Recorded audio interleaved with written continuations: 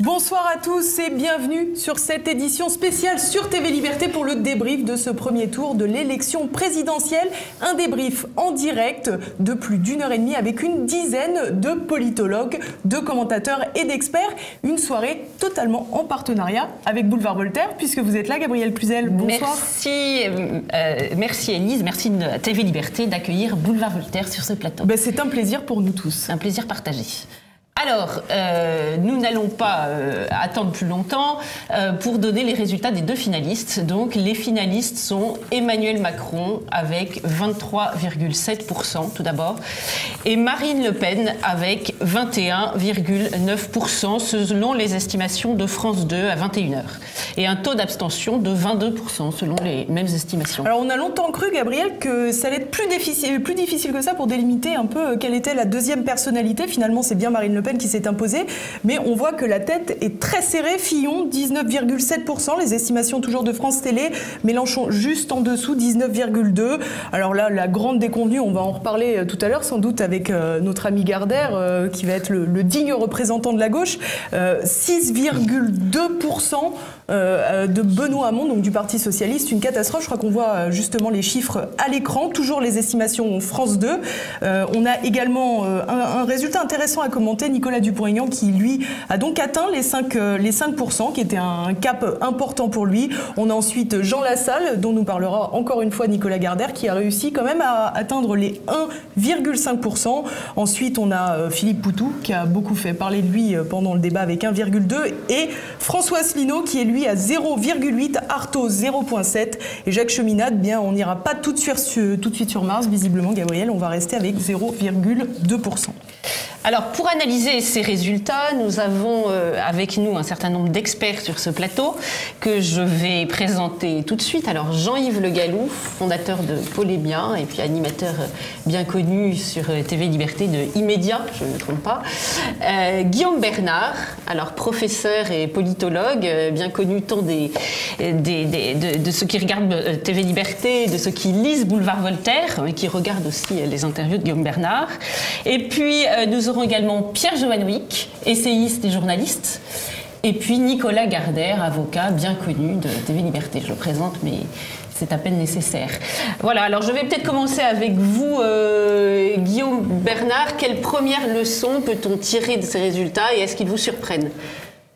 Ils sont effectivement pas tout à fait conformes à ce qui avait été annoncé, c'est-à-dire une Marine Le Pen qui serait très largement en tête pendant des mois, qui a baissé ces derniers temps. Donc effectivement, oui, c'est une première surprise, mais je crois que de toute façon, la première grande leçon de ce scrutin, c'est le fait que, les deux grands partis qui ont structuré la vie politique de la Ve République, le Parti socialiste d'Épinay, issu du congrès d'Épinay, le Parti socialiste de Mitterrand, d'une part, et d'autre part le parti néo-gaulliste, sont sinon totalement en miettes, du moins je dirais en mauvais point. Le Parti socialiste a été écrasé par Mélenchon d'un côté et Emmanuel Macron de l'autre, et puis en revanche le parti gaulliste ou néo-gaulliste se retrouve totalement écartelé, parce que là on a vu que les ténors de ce parti appellent tous à voter pour Emmanuel Macron. Je ne suis pas du tout certain que la base, que les électeurs, il y a là une distorsion évidente, qui vont véritablement suivre cet appel-là.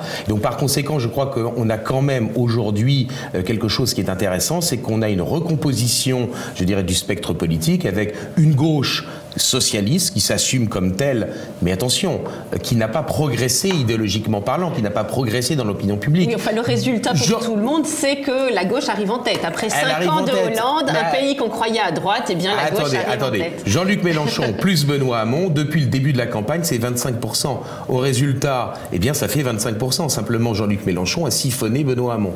On a un grand centre mou libéral, et on a la réunification du libéralisme économique et du libéralisme sociétal avec Emmanuel Macron. Et une partie de l'électorat de François Fillon a incontestablement, dès le premier tour, basculé vers Emmanuel Macron, par peur justement de Jean-Luc Mélenchon. Et puis on a une droite alternative qui est en train de se recomposer, avec un Front National qui est moins haut que ce qui était annoncé. Alors comment l'expliquez-vous ? Bon, sans doute parce que, avec une trop grande assurance d'être au second tour, eh bien, la campagne que Marine Le Pen a menée a sans doute été plutôt une campagne de second tour et non pas une campagne de premier. Et ça a fait fuir une partie de son électorat, peut-être vers Nicolas Dupont-Aignan, parce que ça, c'est une chose importante, c'est que pour une première fois, le Front National au second tour aura peut-être une réserve de voix, peut-être des alliés potentiels, on verra bien ce que dira Nicolas Dupont-Aignan, mais en tout cas il est certain que si Marine Le Pen a priori peu de chances d'emporter cette élection présidentielle, il y a incontestablement une recomposition de la droite qui se fera sur la base évidemment de l'échec incontestable de François Fillon, et donc une droite alternative qui pourrait réunir le Front National, Nicolas Dupont-Aignan et sans doute une partie des électeurs de François Fillon, à condition naturellement que le Front National le veuille. Jean-Yves Le Gallou, justement, alors vous, ces chiffres pour Marine Le Pen, 21,9, 22%, très en dessous quand même de ce que les sondages annonçaient. Comment percevez-vous ces chiffres ? Si vous permettez, je ne vais pas d'abord répondre à votre question. Faites comme chez vous, Jean-Yves. Voilà, je vais faire comme chez moi. Je voudrais d'abord donner un grand coup de chapeau aux milliardaires qui dirigent les instituts de sondage, qui dirigent les grands médias, qui sont les propriétaires des grands médias, parce qu'ils ont réussi à imposer leur candidat, qui est quand même une fabrication hors sol, une fabrication hors sol. Ils ont réussi à imposer Macron en tête du premier tour, et évidemment avec des chances immenses de l'emporter au second tour. Eh bien ça, c'est remarquable. Je pense que d'un certain point de vue, et moi ça me peine beaucoup en tant que critique des médias, parce que c'est un peu, je le crains, la revanche du système, la revanche des médias sur les échecs qu'ils avaient connus avec le Brexit, avec l'échec de Juppé à la primaire et avec l'élection de Trump aux États-Unis. Ils ont repris la main. Tous les sondages, on a eu beau les critiquer pendant toute cette campagne, finalement, ces sondages alternatifs qui n'étaient pas vraiment des sondages mais des enquêtes d'opinion sur Internet, on parle de Filteris notamment, dans lesquels on accordait beaucoup d'attention, finalement, ils ont été totalement battus en brèche. On a l'impression que Filteris peut aller vendre des chaussettes là. Là, en l'occurrence, les sondages, leur métier, c'est un peu les prophéties autoréalisatrices. La théorie de la réflexivité de Soros. Ils ont installé Macron.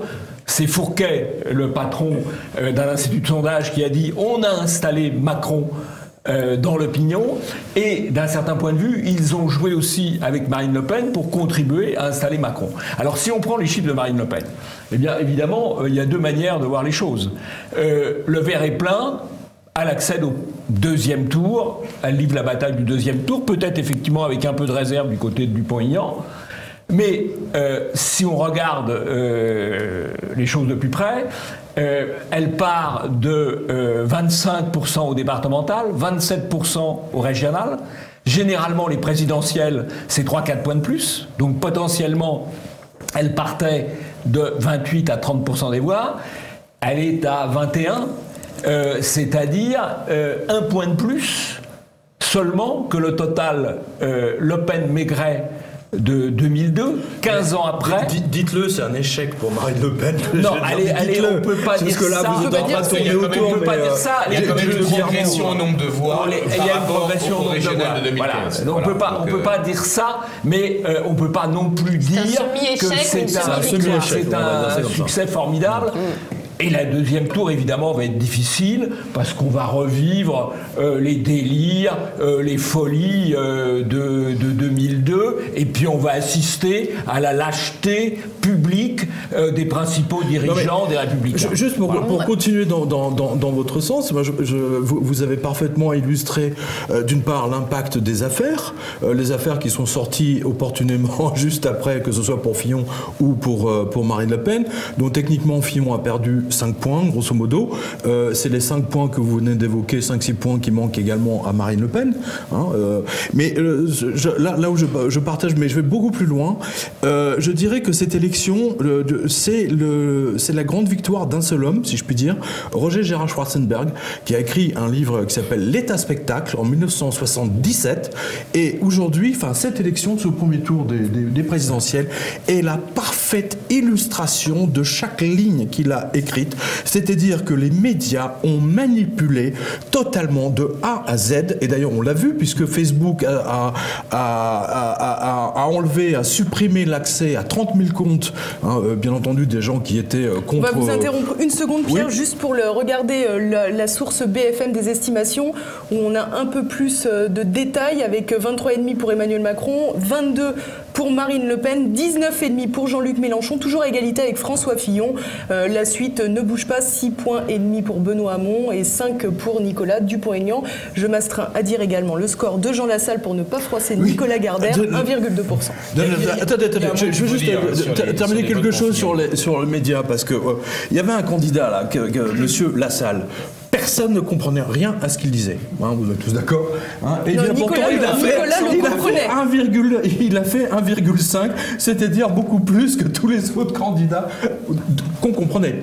Donc c'est l'illustration de quelque chose. Oui, non, mais il y a quand même quelque chose d'extraordinaire. On comprenait ce qu'il disait. Il y a quand même quelque chose d'extraordinaire dans cette élection. Je pense quand même que François Fillon n'accède pas au second tour parce qu'il a été essentiellement, je dirais, trahi, si j'ose dire, par l'électorat libéral de centre-droit qui s'est porté sur Emmanuel Macron, alors que c'est justement cet électorat-là qu'il n'a cessé de dorloter pendant toute sa campagne en donnant 90 circonscriptions à l'UDI, etc. Il est certain que là, il me semble que aussi bien pour Marine Le Pen, il y a sans doute une erreur de stratégie que pour François Fillon. J'ai l'impression qu'ils ont tous les deux fait une campagne de second tour au premier. Moi, j'aimerais vous poser une question, Guillaume Bernard. Vous avez l'air de dire un petit peu, comme Jean-Yves peut-être, que le seul réservoir de voix, ce sont celles de Nicolas Dupont-Aignan. Je caricature peut-être vos propos, que peut-être un peu, c'est déjà, les jeux sont joués pour le deuxième tour. Mais est-ce que vous êtes certain que les consignes, par exemple, nous voyons s'accumuler les unes derrière les autres, les consignes des caciques LR qui disent il faut voter Macron. Est-ce que vous êtes sûr que l'électorat va suivre? Est-ce que la réserve n'est pas là? Non, je suis parfaitement d'accord avec vous. On peut estimer qu'il y a environ 40% de l'électorat de François Fillon qui ne suivra pas la consigne et qui ira voter pour Marine Le Pen ou qui ira vers l'abstention. Mais bien sûr, la droite, je dirais, non pas ce qui est à droite, mais ce qui est de droite, ça n'est pas que, effectivement, l'un ou l'autre des partis, c'est quelque chose qui réunit, je dirais, des électorats qui se répartissent entre différents partis. La ligne de fracture idéologique fondamentale aujourd'hui, elle passe, ou plutôt les lignes idéologiques fondamentales, les fractures fondamentales passent au sein de la gauche et au sein de la droite, et en particulier, évidemment, au sein de la droite. Alors, entre les états-majors et les bases, exactement, et dans toutes les formations politiques.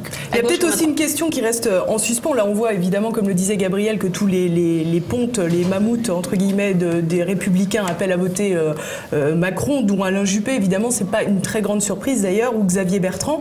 Il y a une question quand même qui va se poser, c'est l'avenir de François Fillon après cet échec cuisant, puisque finalement il a voulu coûte que coûte se maintenir, alors que plein de fois beaucoup de cadres ont voulu le bouter hors de sa place qu'il avait durement gagné à la primaire. Finalement tout ça pour ça. Tiens, quand pourra-t-il Puis-je m'exprimer parce que je ne me suis pas encore exprimé. Allez, Nicolas Gardère. Alors, juste pour répondre à la question, moi je suis bien content de ce résultat relativement à Fillon, bien fait. Bien fait. Dire, ce garçon, ce foutriquet, parce que c'est le terme qu'il mérite, a souhaité se maintenir malgré tout. Là, il est bien puni et je crois que c'est quand même sûrement la fin de sa carrière politique. Bon débarras. Sur le reste, vous m'avez taquiné plusieurs fois relativement à Jean Lassalle. Il se trouve que oui, effectivement, j'étais la plume de Jean Lassalle, j'ai écrit son livre de campagne, et j'en suis très fier. D'accord. Et je suis très heureux que Jean ait réussi à être le premier, disons, des tout petits candidats. Il a fait 1,2, il est devant Poutou, etc. Oui. C'est un homme formidable, que j'aime vraiment énormément. Il est extrêmement sympathique, et c'est un homme honnête, un honnête homme même. On peut le dire comme ça. Et donc, bravo. J'ai pas voté pour lui, j'ai voté pour Jean-Luc Mélenchon. Et je suis un peu déçu. Aussi, hein. Je suis un peu déçu, évidemment, que Jean-Luc Mélenchon soit pas au second tour. Même si c'était pas initialement, on pouvait pas difficilement imaginer que Jean-Luc Mélenchon se qualifie pour le second tour, même si j'avais d'immenses réserves à son égard et au fond ma déception relative. Mais alors, pour parler de Jean-Luc Mélenchon, vous pensez vraiment que ces électeurs vont se reporter en masse sur le banquier Macron ? En masse, je ne pense pas. Après, je pense qu'ils se reporteront pas en masse sur Marine Le Pen. Ils se reporteront pas en masse sur Marine Le Pen. Ça, c'est un fantasme. C'est un fantasme. Beaucoup ne se reporteront pas sur Emmanuel Macron, mais il n'y aura certainement pas de report massif sur Marine Le Pen. Ça, c'est un mythe. L'autre point important, et qui me réjouit en revanche, vraiment, c'est de voir l'écart entre Jean-Luc Mélenchon et Benoît Hamon. Alors évidemment, le PS est un grand parti, il a la force, la lourdeur des paradigmes, ça va être extrêmement difficile de s'en débarrasser parce qu'ils ont l'argent, ils ont le patrimoine, etc. Et donc on verra ce qui va se passer aux législatives, parce que la grande incertitude maintenant, parce que Macron serait élu président de la République, je pense que tout le monde, c'est clair pour tout le monde, mais qu'est-ce qui va se passer aux législatives ? Déjà, on a vu Barouin à la télé sur TF1 comment s'expliquer que ça va être une majorité de droite centre-droit avec un président qui a priori n'est pas de droite centre-droit malgré tout, en tout cas dans son positionnement dans l'architecture politique française. Ça va être intéressant. Vraiment, ces législatives vont être passionnantes. Pour le reste, le PS est très bas. Et ça me réjouit.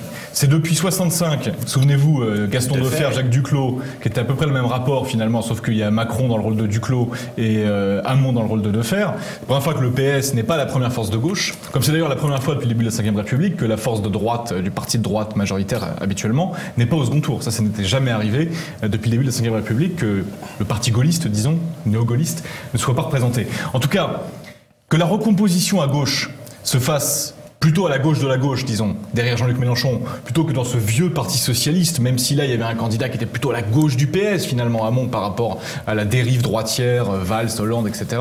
Ça me réjouit.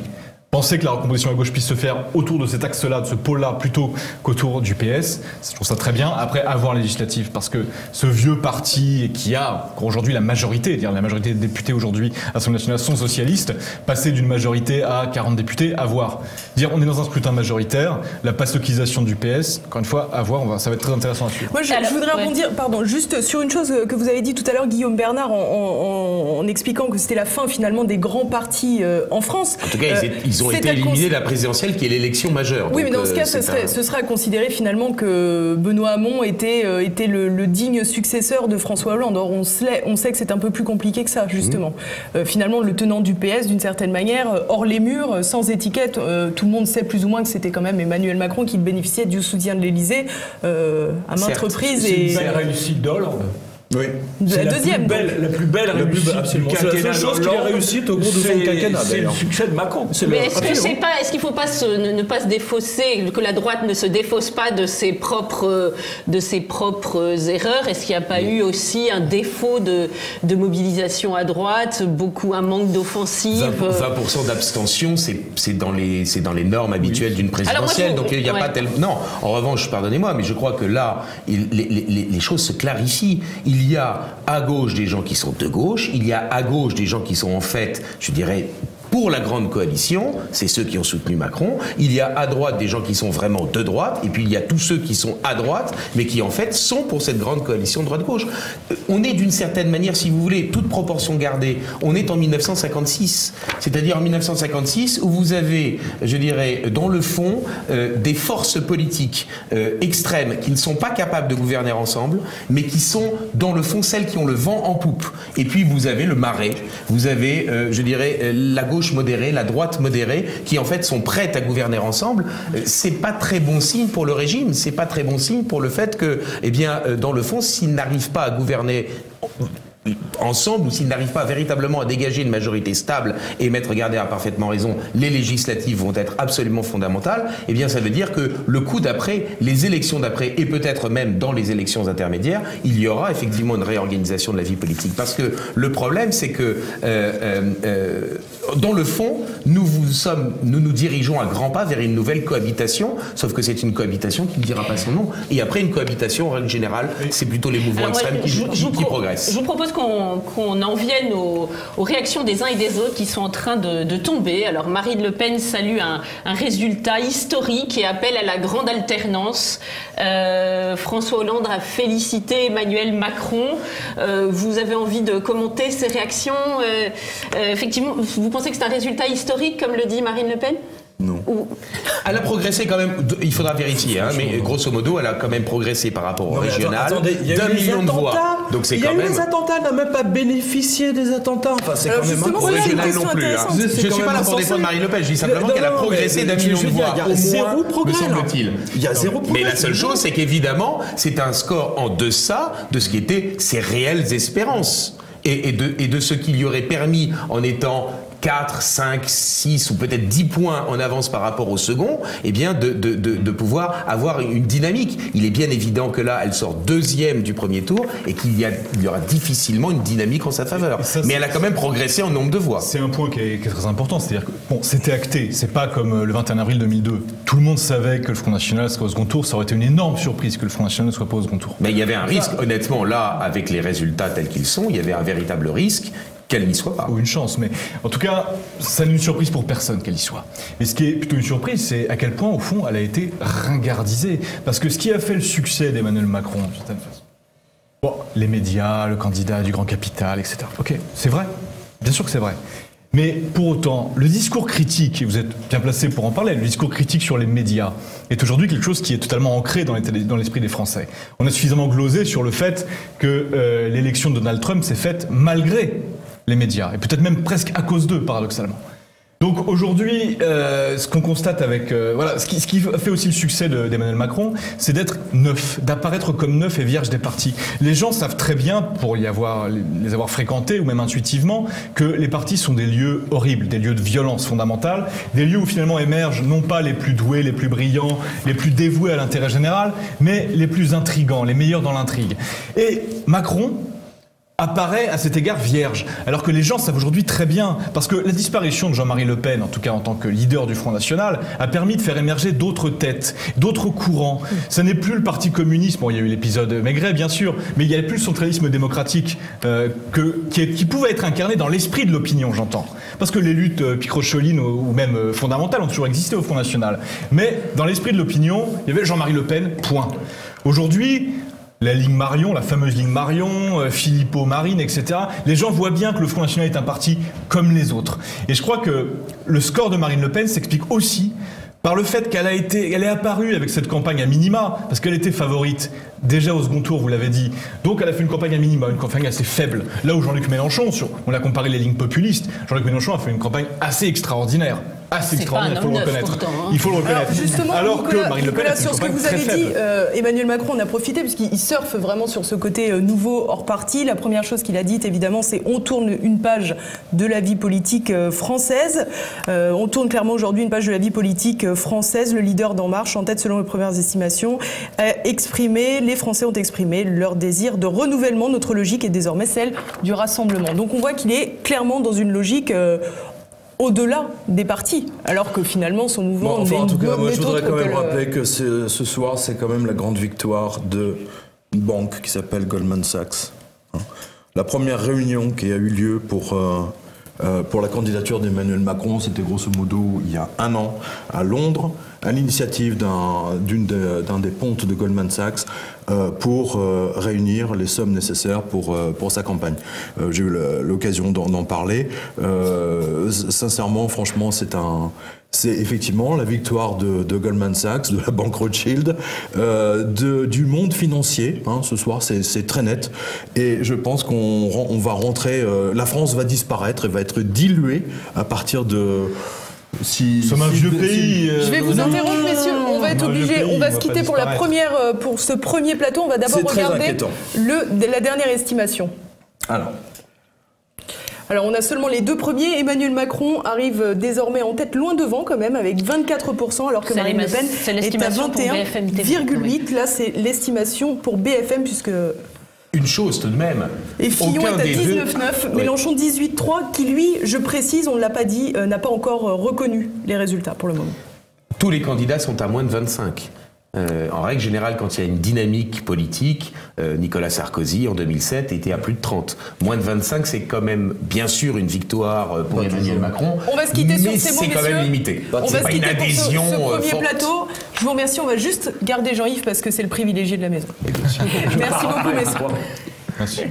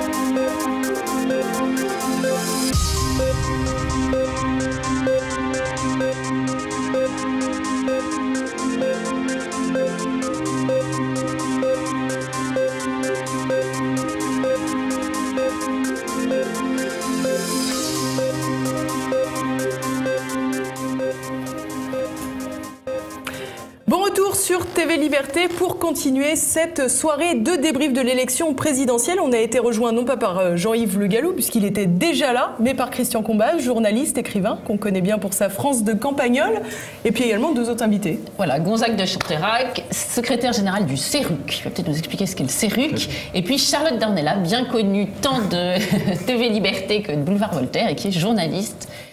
C'est Boulevard Voltaire. Alors pour commencer, peut-être on va commencer avec Christian Combas, peut-être votre première impression sur ce résultat, sur la qualification de Marine Le Pen au second tour et sur son score. Non, on s'achemine vers une situation que je décris au quotidien dans cette petite chronique à laquelle vous faites allusion. C'est une France qui peine un peu, qui a du mal à suivre, et puis c'est une autre France qui galope droit devant et qui ne marche pas, qui court et qui laisse l'autre derrière. Donc il faut savoir laquelle va gagner, et je pense qu'il y a encore une forte chance pour que celle qui ne marche pas assez vite arrive à ralentir l'autre. C'est en fait finalement ce fameux clivage dont tout le monde parle, les mondialistes et les autres. Oui, on peut même dire les vrais gens. Et autrefois, on disait le pays réel et le pays légal. Hein. Il y a un pays réel qui s'exprime très peu, très mal, à qui on tend pas souvent le micro, sauf parfois ici. Ce pays réel n'a pas dit son dernier mot. Et le représentant du pays légal, c'est-à-dire des banquiers dont nous parlions tout à l'heure, etc., n'a pas dit non plus son dernier mot, qui va probablement être une bourde. Et cette bourde lui coûtera peut-être le pouvoir. Alors moi, j'avais une question pour vous, Gonzague de Chanterac. Est-ce que finalement, ce qui passe pour quand même une épreuve pour la droite classique, comme on l'appelle, pour les Républicains, est-ce que finalement ne va pas avoir valeur de purification, entre guillemets, si ça ne va pas permettre à chacun de trouver ses lignes, de redessiner les contours, comme l'a dit Guillaume Bernard tout à l'heure? Comment Sens commun va se positionner pour ce second tour? Comment les uns et les autres? On a vu que beaucoup de LR ont déjà appelé à voter Macron. Est-ce que vous pensez que certains LR appelleront à voter Marine Le Pen? Et est-ce que cette ligne de fracture-là va pas être durable? La première chose peut-être, c'est que la recomposition magique qu'espéraient notamment les cadres du Front National n'a pas eu lieu ce soir, puisque le candidat de la droite, François Fillon, n'a pas appelé à voter pour Marine Le Pen. Donc le premier élément, c'est que... Pire que ça, ou mieux selon le point de vue, il a appelé à voter Macron. Mais c'est déjà un premier élément. Il aurait pu ne rien dire. Oui, il a fait une petite nuance en expliquant qu'il appelait les électeurs à voter en conscience. Donc il a fait une petite distinction, même si effectivement la recomposition magique qu'espéraient les militants ou les cadres du Front National ne s'est pas opérée. Dans un deuxième temps, en revanche... Au moins au niveau des responsables. Voilà. Dans un deuxième temps, en revanche, c'est vrai que dans les électeurs ou dans les cadres intermédiaires, il va y avoir une vraie question de savoir comment est-ce que les gens vont se positionner, avec une question à l'avenir, c'est comment est-ce qu'on fait pour que ces 22% ou 23% selon un peu les évolutions de résultats qu'on aura dans la soirée, est-ce que les Républicains, est-ce que la droite classique essaye de les récupérer, ou est-ce qu'elle va se faire petit à petit UDFiser dans une droite libérale qui va représenter 6 à 8 points, une droite effectivement européiste, qui se veut moderne, qui sera prête à travailler dans la grande coalition, ou au contraire, elle va essayer de reprendre cet électorat qui était celui d'une droite à la fois conservatrice, François Fillon les a bien ciblés, mais également populaire. Et là, en fait, l'un des échecs, c'est effectivement de ne pas avoir su parler à une France populaire pour qui... C'était l'angle mort de François Fillon, d'une certaine façon. Dont un certain nombre de questions, notamment sur l'identité, sur l'immigration, n'ont pas fait mouche. Et même si François Fillon était peut-être des candidats à la primaire, en tout cas des grands candidats à la primaire de la droite, le plus lucide sur les dangers que représente l'islam politique en France, ce message n'a pourtant pas été bien perçu par un certain nombre de gens qui vivent cela au quotidien. Alors je vous interromps, vous avez dit tout à l'heure que la majorité des cadres républicains pour le moment avaient appelé à voter Macron en faisant ce que l'on appelle fréquemment le Front républicain. On n'a pas encore exprimé de position. Alors Jean-Frédéric Poisson justement visiblement a plus ou moins évité la question, en tous les cas il n'a pas appelé à voter Macron. On va regarder son tweet tout de suite. J'ai combattu les projets d'Emmanuel Macron à l'Assemblée nationale pendant des heures. Je n'appellerai donc pas à voter pour lui. Comme ça, au moins, c'est clair. Alors évidemment, pas de... Oui, mais c'est l'émotion, c'est la déception. En tous les cas, on voit qu'effectivement, il ne va pas jusqu'à appeler à voter pour Marine Le Pen, mais il refuse ce Front républicain. Vous pensez que si un LR appelle à voter Marine Le Pen, il sera placardisé? Une petite chose peut-être pour revenir vraiment au verbatim de l'intervention de François Fillon. François Fillon a dit, à titre personnel, voici ce que j'estime correspondre à ce que je crois. En revanche, j'appelle chacun à faire selon sa conscience. Donc Jean-Frédéric Poisson, là-dessus, il n'est pas en contradiction. Il exprime un point de vue qui est de ne pas vouloir voter Emmanuel Macron. Mais il y a plein de gens qui ne voteront pas Emmanuel Macron. Ils voteront soit blanc, soit ils n'iront pas voter. Certains voteront peut-être pour Marine Le Pen. Donc il y a quand même aujourd'hui une ouverture politique. En revanche, il n'y a pas de recomposition magique. Et en tout cas, il n'y a pas de glissement massif de cadres d'électeurs. Peut-être que demain, quand on aura une pondération par circonscription, certains vont se poser la question. Puisque vous savez bien, quand il y a une dynamique présidentielle, généralement les élections législatives confortent cette tendance. Donc il est vrai que dans certains bastions qui étaient traditionnellement le PACA, par exemple, on va se poser la question de savoir qu'est-ce qu'on fait demain face à une hypothèse d'avoir Marine Le Pen présidente, par exemple, ou d'avoir Emmanuel Macron. Alors moi j'ai une question à poser à Charlotte Dornelas. On a beaucoup parlé dans ces élections, un petit peu dans le prolongement de ce que vient de dire Gontague de Chanterac, on a beaucoup parlé du vote catholique, de la France conservatrice, de la dynamique de la France conservatrice. Que va-t-elle faire si en effet elle a voté François Fillon, si elle regarde les programmes en conscience, puisque François Fillon a appelé à voter en conscience, est-ce qu'elle va pouvoir s'abstenir, à votre avis? Alors, je ne parlerai pas au nom de toute la France conservatrice, ce serait difficile de le faire. Je ne sais pas, j'imagine que, en fait, on a déjà la réponse dans les résultats de ce premier tour. C'est que la France conservatrice, il y en a déjà toute une part qui a déjà fait le choix, même au premier tour. Donc il y en a évidemment qui, au second tour, voteront Marine Le Pen, d'autres qui s'abstiendront, d'autres qui voteront peut-être Emmanuel Macron, j'en sais rien.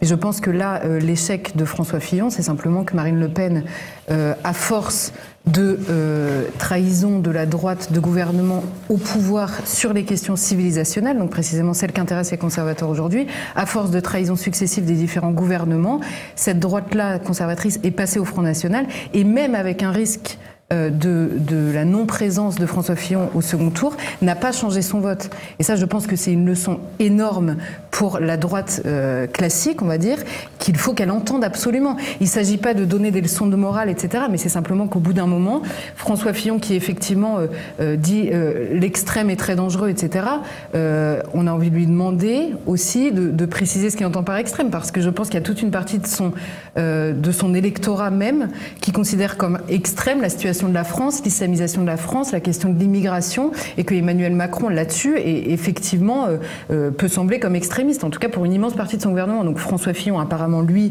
c'est son choix, c'est sa défaite, il l'a bien dit, il l'a répété. Je pense que parmi les cadres républicains, il y a un moment, il y en a qui vont ouvrir les yeux sur une situation. Il ne s'agit pas de dire je suis d'accord avec le Front National sur tout ou pas, il s'agit de constater que l'électorat, pour une immense partie, a déjà fait le pas dès le premier tour. C'est quand même une claque immense. Il y en a évidemment une partie qui fera le pas au second tour, et il est temps que la droite l'entende. On pourrait peut-être aussi remarquer, peut-être que Jean-Yves, vous allez faire un commentaire, ce serait finalement un peu un échec aussi du mouvement Sens commun, qui a toujours refusé de se rapprocher de Marine Le Pen, qui émanait des Républicains, et également un peu de la Manif pour tous, qui s'est toujours plus ou moins bouché le nez d'une certaine manière avec Marine Le Pen. Le fossé entre le Front National et la droite classique, ou ce qu'il en reste, est ancien. Il est ancien pour deux raisons, parce que la droite classique a toujours été, et elle l'est encore, terrorisée par la diabolisation, terrorisée par la tyrannie médiatique, et a toujours fini, quand il fallait se prononcer, par se coucher devant les oukases médiatiques, comme l'a fait Fillon, comme le font tous les principaux dirigeants des Républicains ce soir. Ils ont toujours fait ça depuis 40 ans. Bon, du côté du Front National, il y a eu souvent beaucoup d'efforts. Peut-être que la ligne qui a été suivie par Marine Le Pen et Florian Philippot depuis 5 ans n'a pas facilité ce rapprochement, dans la mesure où elle était davantage sur une logique de séduction de la gauche, dont on verra d'ailleurs les limites, parce que je ne crois pas du tout que l'électorat de Mélenchon et de Hamon, un tout petit peu peut-être chez Mélenchon, mais très peu, se reportera sur Marine Le Pen, parce que... Mais plus pour le côté anti-système, peut-être. Électoralement, mais électoralement, quand il y a eu des deuxièmes tours, il y a toujours eu, la gauche s'est reportée massivement sur des candidats de droite, y compris quand il s'agissait d'Estrosi. Donc ce ne sera pas pire de se reporter sur Macron.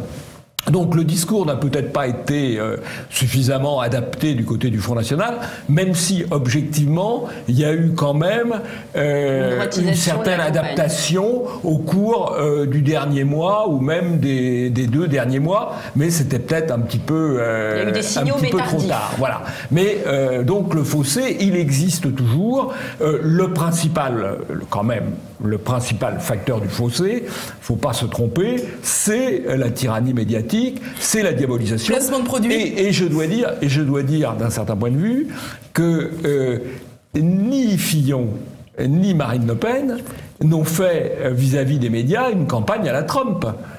Ils les ont un peu critiqués, oui, mais un coup on critique, un coup on ménage. Ça n'a pas été des campagnes finalement très clivantes, et d'un certain point de vue, ni Fillon ni Marine Le Pen n'ont été aussi clivants que n'avait pu l'être Sarkozy en 2007. Alors après, une fois élu, est-ce qu'il a fait ce qu'il avait dit qu'il ferait? Non. Mais il avait su être très clivant pendant ses campagnes électorales, en 2007 et en 2012, d'où d'ailleurs le fait qu'en 2007 et en 2012, il y avait une participation plus élevée de 2 à 4-5 points suivant l'élection à celle d'aujourd'hui. Alors Christian Combal, juste avant de vous redonner la parole, on va regarder d'abord la réaction de Jean-Luc Mélenchon sur Twitter, qui refuse tout bonnement de valider le score qui est annoncé pour le premier tour de cette présidentielle. Donc pour lui, visiblement, annoncé sur la base de sondages. Ah non, oui, évidemment, pour le moment, tous les dépouillements ne sont pas terminés. Et on va poursuivre tout de suite avec la réaction de Philippe Poutou, qui, lui, sans grande surprise, appelle à descendre dans la rue, ce qu'il sait faire le mieux. Voilà. Les banquiers, c'est un admirable collaborateur de banquier, monsieur Poutou. Il était guichetier, peut-être? Ah, c'est formidable, Poutou. Alors Christian Combaz. Permettez-moi simplement de revenir à mes histoires de famille, parce que la nation est une famille. Nous assistons tout de même à des recompositions au sein d'une famille. Et moi, les reports de voix et tout ce vocabulaire politique n'est pas le mien. Moi, je suis un psychologue, un romancier, et je parle en tant que tel. Eh bien, je trouve qu'il y a des laissés pour compte dans la famille, et il faut se méfier de leurs réactions, car de droite comme de gauche, ils ont le même genre de réaction, celle de laissés pour compte, qu'ils se raidissent devant l'ignorance des neveux ou des cousins qui ont réussi. Macron est un cousin qui a réussi, c'est le cousin de Donald, celui qui a de la chance. C'est l'oncle d'Amérique. Voilà, celui qui a de la chance au jeu, celui qui est toujours bien mis, il est copain avec l'oncle Picsou. Macron, c'est quand même celui dans les familles que l'on déteste. Il a une trop grosse voiture, il connaît des gens bien, alors qu'on rame dans sa petite province. Et cette France-là, que je connais bien, est excédée par ce qui se passe dans les médias, justement. Cette France trianesque, cette France de Trianon, à laquelle qu'elle voit vivre en permanence dans les médias, elle ne la supporte plus. Le salaire de Ruquier, tout ça a fait monter la pression d'une manière qui peut encore nous surprendre. Alors on pourrait peut-être parler du score de Nicolas Dupont-Aignan. Est-ce que les Républicains vont lui en tenir grief? Est-ce que c'est une victoire pour lui? Est-ce que c'est une réserve de voix pour le Front National ou non? Qu'en pensez-vous? Je n'échappe pas à la question, je voudrais juste dire un mot quand même sur le grand mouvement social autour de la famille qui a été la Manif pour tous. La Manif pour tous ne fait pas campagne sur un candidat, elle l'a quand même suffisamment critiqué, y compris dans Valeurs Actuelles encore la semaine avant le vote, l'absence de prise de position très claire ou très clivante de François Fillon sur des sujets, en déclarant notamment que le simple retour sur l'adoption plénière n'était pas suffisant. Donc pour ce qui est de la Manif pour tous, elle a quand même une vision très large, et je pense que ce mouvement social va aller bien au-delà de l'échec de François Fillon et ce que je pense malheureusement de l'absence de recomposition plus large politique qu'il va y avoir, puisque encore une fois je pense que Emmanuel Macron va gagner, Marine Le Pen fera un score beaucoup plus supérieur à ce qu'elle a fait la dernière fois, elle a fait une progression déjà notable, elle était à 17 points en 2012, elle arrive à 21-22, je ne pense pas qu'elle arrive à faire 51. Oui, mais vous parlez de la Manif pour tous qui s'est... N'oublions pas qu'entre mai 68 et mai 1981, il s'est passé un très long laps de temps dans lequel toute la génération issue de mai 68 a progressivement su constituer à la fois une société civile, un contre-pouvoir culturel, et a pris aussi la place dans un certain nombre d'organes dominants de la presse de l'époque, etc. Heureusement, aujourd'hui, le système a bien changé et permet d'avoir des alternatives culturelles, mais donc je pense qu'il ne faut pas avoir un résultat immédiat. Souvenez-vous qu'en juin 68, les gaullistes avaient triomphé aux élections, alors qu'on a bien vu que le mouvement culturel amorcé s'était révélé beaucoup plus... C'est un combat culturel, mais la Manif pour tous qui vers laquelle va se tourner un petit peu les regards. Est-ce que, en conscience, compte tenu des appels du pied vers la GPA, je crois qu'il y a déjà eu des tweets de la Manif pour tous, donc si vous arrivez à les capter, vous les aurez. Oui, vous pouvez je réponds juste sur Nicolas Dupont-Aignan. On a toujours une petite question de réponse des gars. Mais Nicolas Dupont-Aignan, effectivement, avec 5 points, a réussi quelque chose que beaucoup n'imaginaient pas. On pensait qu'il serait un petit peu rabaissé, parce qu'aujourd'hui, un électeur de droite énervé n'a plus honte de voter pour Marine Le Pen, il le dit sans difficulté. Là où c'est un peu compliqué pour Nicolas Dupont-Aignan, c'est que c'est quand même le Poulidor de la droite. À chaque fois, il essaye, il n'y arrive pas, il recommence. Il avait comme un espace étroit, il l'a occupé. Il a un espace, mais quelle est sa cote d'avenir derrière? Aujourd'hui, Marine Le Pen, Florent Philippot lui ont tendu la main. Est-ce qu'il va accepter de participer à ce flotteur d'une majorité de Front National éventuel? Est-ce qu'il voudra essayer de récupérer le spectre qu'occupaient les Républicains? Mais pour gouverner, il faut gouverner avec des gens qui sont en capacité de le faire. Aujourd'hui, Nicolas Dupont-Aignan est quand même quelqu'un de très isolé. Il n'a pas aujourd'hui des figures. On peut critiquer au Front National et aux Républicains, mais il y a quand même des figures politiques qui occupent des responsabilités, qui ont une expérience, qui ont quelquefois des sensibilités. Nicolas Dupont-Aignan n'a pas cela. Il a réussi à capter les déçus du fillonisme, des gens qui avaient placé une espérance très forte à la primaire, qui ont été déçus et qui ne voulaient pas aujourd'hui franchir le cap de Marine Le Pen. Mais sa réaction sera très intéressante, effectivement. On va parler un instant de ceux qui veulent gouverner, non pas dans les urnes, mais dans la rue, puisque visiblement les consignes de Philippe Poutou ont déjà été entendues. Il y a déjà de nombreux incidents à Nantes et à Paris, à côté de la Bastille et de la République. Ouais. On voit déjà quelques images, donc on peut s'imaginer, je pense, la nuit va être longue. On peut s'attendre à un deuxième tour, enfin un entre-deux tours assez rock'n'roll. Un mot s'il vous plaît, très bref. Moi je me plaide toujours pour l'illogisme dans les situations politiques, et vous êtes visiblement plus mathématicien que cela. Vous versez dans des fioles des quantités X ou Y et vous voyez que ça fait une quantité Z. Désolé, mais la politique, c'est très souvent... c'est surtout une dynamique. Certaines fioles se cassent. Mais je pense que la fiole Macron va se casser. Ce type-là est très fragile. Il est fragile d'abord parce qu'il est trop soutenu. On va dire qu'il est fragile alors qu'il il est fragile à titre personnel. Ou alors, on croit que le système seul gouverne et que les hommes n'ont aucune importance. Là, en tout cas, visiblement, ce soir, sa capacité. On nous le donne pour un personnage. Donc, on est obligé de croire qu'il s'agit d'un personnage. Moi, donc, j'étudie le personnage et je vous dis, le personnage est fragile. Je me moque du système qui est derrière. Est-ce qu'il sera à la mesure du système qu'il a porté? Je n'en suis pas du tout convaincu. Jean-Yves Le Gallou. Oui, moi je voudrais compléter ce qui a été dit sur Dupont-Aignan. Je trouve qu'il a fait un score absolument remarquable. Parce qu'arriver à réaliser 5% des voix, s'il les fait vraiment, il sera remboursé, ce qui sera quand même une bonne nouvelle pour lui, mais 5%, alors qu'il était en situation où on expliquait qu'il y avait 4 finalistes possibles, que 4 candidats pouvaient accéder au deuxième tour. Donc une pression de vote utile à fond. Eh bien, il a réussi à construire 5%. En prenant en partie sur Fillon, en partie sur Marine. Hein. Donc en luttant contre le vote utile Fillon, contre le vote utile pro-Marine, je trouve que c'est tout à fait remarquable. Ça prouve aussi que quelque part, l'offre politique ne satisfaisait pas totalement ces 5%-là. Ça, c'est la première. Ça lui vaudra beaucoup de députés. Il va avoir une victoire législative plus importante que ces 5%. Ça, je ne sais pas, parce qu'en dehors de chez alors, juste, on a vu Nicolas Dupont-Aignan vient d'ouvrir la porte, nous sommes dans le même sujet, vient d'ouvrir la porte à un éventuel soutien à Marine Le Pen. Ça, c'est Alors, peut-être faudra faire quelques pas dans sa direction. Ça fait partie des choses qu'il faut faire. Il a dit qu'il se dérobera pas et qu'il indiquera ce qu'il fera dans les Il aurait peut-être fallu en faire, il faudrait peut-être aussi en faire en direction de Philippe de Villiers, qui était prêt, je crois, à la soutenir. Non, qui n'était pas candidat, mais qui a quand même une existence politique dans le pays. Qui était plus avancé dans le soutien il est connu de personne, Guénaud. Guénaud, il est connu de personne, tandis que Dupont-Aignan ou Villiers sont connus.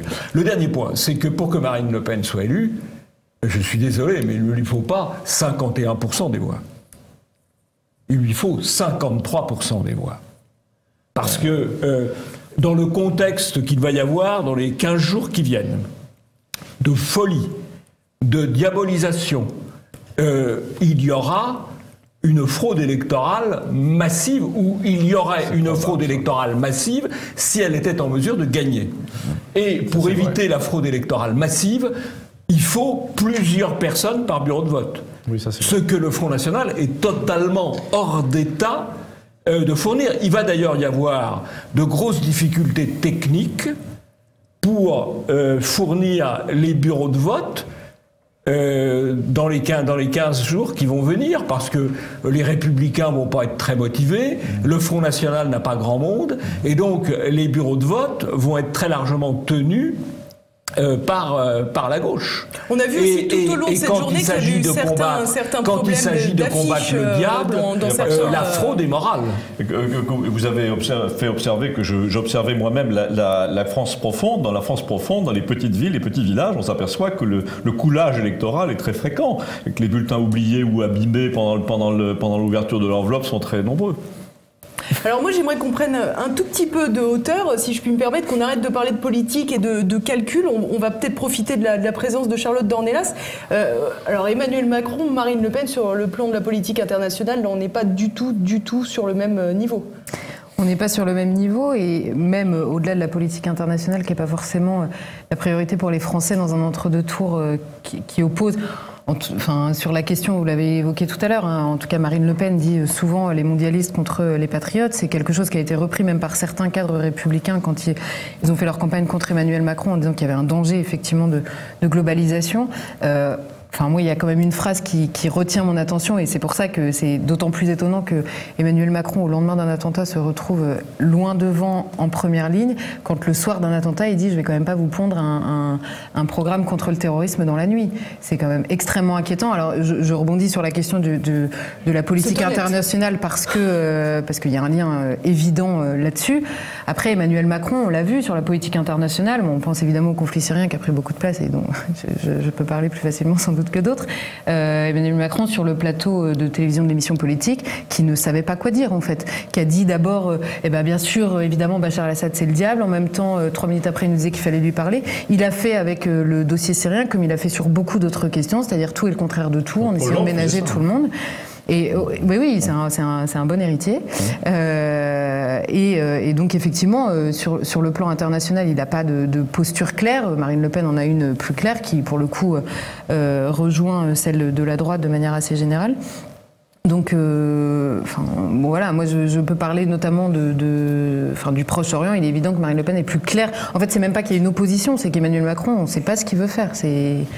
Il l'a prouvé en disant oui, non, sur ces sujets-là. On sait ce que ses mandants veulent faire. Oui.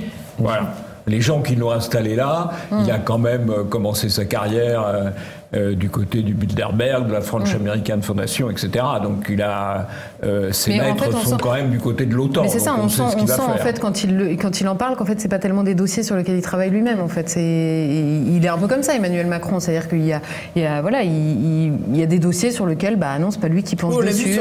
Il a aucune idée sur l'enseignement supérieur. Par exemple, où il dit c'est pas moi qui l'ai écrit. Enfin voilà, je comprends pas ce qu'on m'a écrit.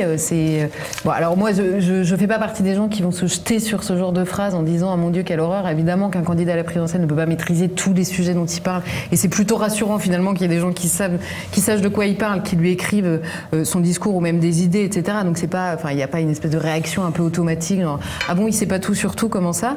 Mais il y a quelque chose effectivement d'inquiétant au fait qu'ils s'en défendent comme ça. En fait, il y a quelque chose de complètement enfantin. « Ah je sais pas ce qu'on m'a écrit, j'y comprends rien. Là-dessus oui, puis non. » On a l'impression de donner les rênes à quelqu'un qui ne sait pas très bien ce qu'il va faire. C'est surtout ça qui est très cette désinvolture signifie qu'il est tellement soutenu qu'il se pense invulnérable. Et ça, c'est là que ça devient très grave. C'est ça qui est extrêmement inquiétant. C'est-à-dire que Donald Trump a été énormément critiqué, mais on savait qui il était, d'où il venait, quels étaient ses problèmes, etc. Mais Macron, c'est le grand flou. On ne sait pas qui c'est. On n'a pas eu d'enquête vraiment sérieuse sur sa vie, ses problèmes, ses comptes en banque, ses enquêtes. Il a quand même aujourd'hui 3 enquêtes pour un déplacement à Las Vegas, donc pour lesquelles il y a du favoritisme, recel de favoritisme. Mais ça ne prend pas du tout, effectivement. La légitimité de la dépense, personne ne la discute. On nous dit favoritisme dans l'appel d'offres, mais la légitimité de cette dépense est-elle établie? Personne ne pose cette question. Mais un dernier mot peut-être, effectivement, Nicolas Dupont-Aignan a réussi à occuper un espace. Je suis en revanche beaucoup plus sceptique sur sa capacité à le structurer, puisque contrairement par exemple à Philippe de Villiers dont vous avez parlé, Philippe de Villiers a eu des réussites en Vendée extraordinaires qui continuent aujourd'hui à exister. La Vendée est un territoire profondément marqué. Nicolas Dupont-Aignan, à part hier, je ne sais pas si aujourd'hui il y a une vraie réussite nationale de Nicolas Dupont-Aignan. En revanche, je pense qu'il ne faut pas du tout enterrer aujourd'hui la droite dite classique ou traditionnelle. Elle va se déchirer, mais elle a quand même une capacité à survivre et à se remettre, comme Lionel Jospin en 2002 a une capacité à faire survivre le Parti socialiste. Il va y avoir évidemment dès demain un bureau politique, des réunions de groupe avec les parlementaires, mais vous allez avoir ensuite, au mois de septembre et octobre, l'élection du parti. Il y aura bien sûr la question des permanents, des dettes, du siège social, etc. Ce sont des questions sérieuses. Mais vous allez avoir évidemment une alliance qui va se faire avec, on peut le voir dès aujourd'hui, plutôt les profils Xavier Bertrand, Luc Châtel sur le centre droit, plutôt quelqu'un comme Laurent Wauquiez qui va essayer d'occuper et de reprendre l'espace de la droite à la fois conservatrice et populaire. Alors on a la une du Figaro qui nous montre un petit peu l'état de la droite. La droite chaos. Alors vous dites que la droite finalement a une capacité de résilience. Est-ce que Jean-Yves Le Gallou, finalement, Marine Le Pen a un moyen d'occuper cet espace, c'est en arrêtant de parler de ni droite ni gauche et d'occuper de façon décomplexée ce créneau de droite? Est-ce que finalement, elle n'a pas là le moyen de mettre KO et définitivement la droite Marine classique? Le Pen ou Marion Maréchal Le Pen? Ah, voilà. Le Front National, on va dire. Ouais. Ben, je crois que c'est une vraie question pour le Front National. Il a joué le clivage mondialiste nationaux, qui est un vrai clivage, mais qui n'amènera pas les électeurs de Mélenchon, à quelques exceptions près, à voter pour lui. Et du point de vue électoral, contrairement à ce que pensent beaucoup, le clivage gauche-droite reste tout à fait pertinent, notamment en termes de valeurs, en termes d'éducation, en termes de famille, en termes de sentiment national, même en termes de politique étrangère. Et eh bien, il n'a pas été tellement occupé par le Front National, et c'est sans doute une source de difficultés passées et à venir. La culture n'est pas le fait du Front National. Le problème, c'est qu'elle n'a pas ouvert la porte aux cultureux, ça je peux vous en parler. Elle n'est pas attentive à ce que disent les écrivains, les gens qui passent leur temps à réfléchir sur ces questions. C'est notamment pour ça que la recomposition magique espérée ne s'est pas faite, parce qu'il n'y a pas ces passerelles. Et quand vous avez des cadres du Front National qui passent leur temps à avoir des propos extrêmement durs vis-à-vis de militants, vis-à-vis d'élus républicains, comment est-ce que vous voulez que du jour au lendemain, les gens basculent? Il y a quand même un élément psychologique qui joue comme là-dedans. Ils ont quand même des excuses, si vous voulez. Oui, peut-être, mais ils ont quand même des excuses que les gens de sens commun ont vu quand on a dit, mais enfin, comment ça se fait? Mais on envisage même qu'ils soient au gouvernement. Non, mais on n'y pense pas un seul instant. Et quand ils ont vu qu'ils subissaient la diabolisation à l'intérieur des Républicains, que le Front National a très longtemps subi et subit encore de la part des Républicains. C'est la logique de la diabolisation. Tout le monde peut en avoir, mais on ne peut pas du jour au lendemain passer son temps à expliquer que tel ou tel est un traître ou un vendu, ce qui sont les mots couramment utilisés sur les réseaux sociaux, et espérer le soir même à 20h05 avoir un appel massif. Donc là, il y a là un problème de culture au Front National qui effectivement est partagé entre deux tendances, mais qui, au-delà de ça, ne sait pas si aujourd'hui il veut rassembler l'ensemble des électeurs de droite ou avoir un positionnement différent. Oui. Marine Le Pen a tenté un positionnement droite-gauche qui a atteint ses limites. Elle n'est pas en tête, elle ne fait pas 25%. Elle est à 21-22, elle est derrière Emmanuel Macron. Donc la vraie question, c'est est-ce qu'elle arrive à occuper un espace de droite plus large, conservatrice et populaire? Est-ce qu'elle va faire un autre choix? Et quelle sera la réponse de la droite dite classique, avec un réveil ou non sur cette droite conservatrice? Autre question, est-ce que ça dépend vraiment d'elle? Est-ce que ça dépend d'elle? C'est le peuple qui décide, c'est pas elle qui décide de prendre une partie de l'électorat. Il y a des messages. Le peuple, en fait, en gros, les élections, c'est les gens qui décident. C'est pas un leader ne dit pas je prends cette partie-là. Non. On va être obligé de s'arrêter. On va être obligé de s'arrêter. Sinon, Marine Le Pen dominerait complètement Jean-Luc Mélenchon. On voit quand même que Jean-Luc Mélenchon a réussi à prendre. Ce soir, Gonzague de Chanterac, s'il vous plaît, on va terminer pour ce deuxième plateau avant de retrouver le troisième avec quelques réactions. Mathieu Hanotin, le directeur de campagne de Benoît Hamon, demain, rien ne se fera sans Jean-Luc Mélenchon. Donc on assiste bien à une recomposition de cette partie gauche de l'échiquier. Pierre Laurent appelle quant à lui, donc des communistes appellent quant à lui à voter Emmanuel Macron, et Jean-François Copé pour la droite a considéré que la droite vivait son 21 avril. Dans un instant, on se retrouve. C'est sur TV Liberté en partenariat avec Boulevard Voltaire.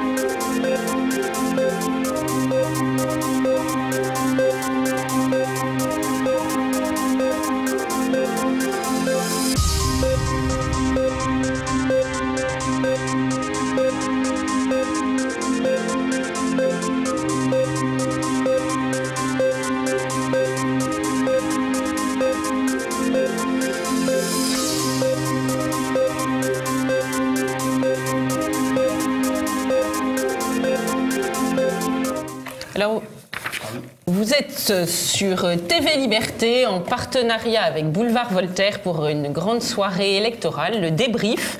Donc un nouveau plateau avec à ma gauche Benoît Dumoulin, porte-parole de l'Avant-Garde, Jean-Paul Gourevitch, consultant international sur l'Afrique et l'immigration et enseignant en communication politique, je ne me trompe pas, et puis auteur de Les véritables enjeux des migrations de Jean-Paul Gourevitch.